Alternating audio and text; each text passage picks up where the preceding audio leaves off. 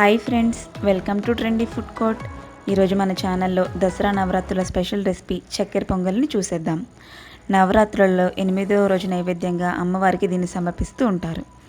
నవరాత్రుల్లోనే కాకుండా ప్రతి పండుగలోనూ దీన్ని సింపుల్ టిప్స్తో చాలా ఈజీగా ప్రిపేర్ చేసేయచ్చు. ఇప్పుడు దీని ప్రాసెస్ ఏంటో చూసేద్దాం.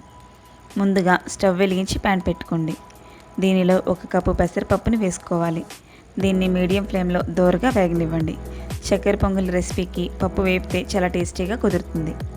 ఇప్పుడు పప్పు అనేది కొద్దిగా కలర్ చేంజ్ అయింది. ఇప్పుడు దీన్ని పక్కకి తీసుకుందాం. ఇప్పుడు ఒక కుక్కర్ గిన్నెని తీసుకోండి. దీనిలో 1 కప్పు బియ్యాన్ని వేసుకోండి. దీనిని 2 నుండి 3 సార్లు బాగా వాష్ చేసుకోండి. ఇలా వాష్ చేసుకున్న తర్వాత దీనిలోనే వేయించి పెట్టుకున్న పెసరపప్పుని వేసుకోండి. మనం 1 కప్పు బియ్యం అలాగే 1 కప్పు పెసరపప్పుని తీసుకున్నాం కాబట్టి 5 కప్పులు వాటర్ని యాడ్ చేసుకోవాలి. ఇప్పుడు కుక్కర్ మూత పెట్టి 3 విజిల్స్ వేయించుకోండి.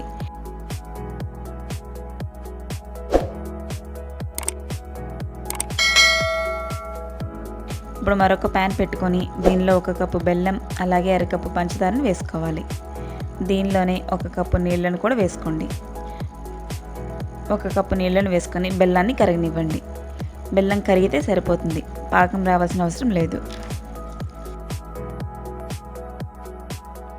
ఇప్పుడు కరిగించిన బెల్లాన్ని ఒక గిన్నెలోకి వడకట్టుకోవాలి.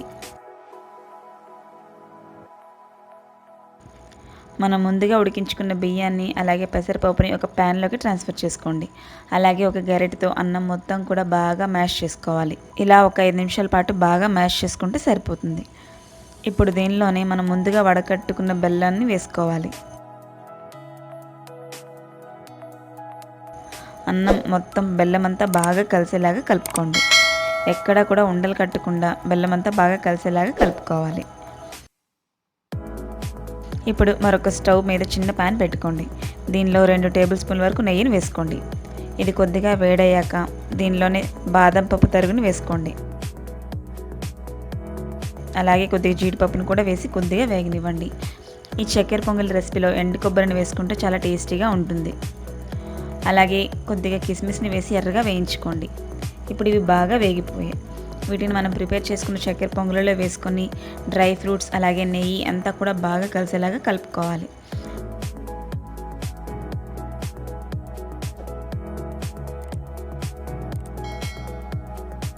అలాగే 1/2 టీ స్పూన్ యాలకుల పొడిని వేసి బాగా ఒకసారి కలుపుకోండి. అలాగే 1 టేబుల్ స్పూన్ నెయ్యిని వేసి చక్కెర పొంగలి మొత్తం బాగా కలిసేలా కలుపుకుంటే సరిపోతుంది. మీ దగ్గర ఉంటే చిటికెడు పచ్చికర్పూరం వేసుకుంటే టెంపుల్ స్టైల్ చక్కెర పొంగలి ఈజీగా రెడీ చేసుకోవచ్చు.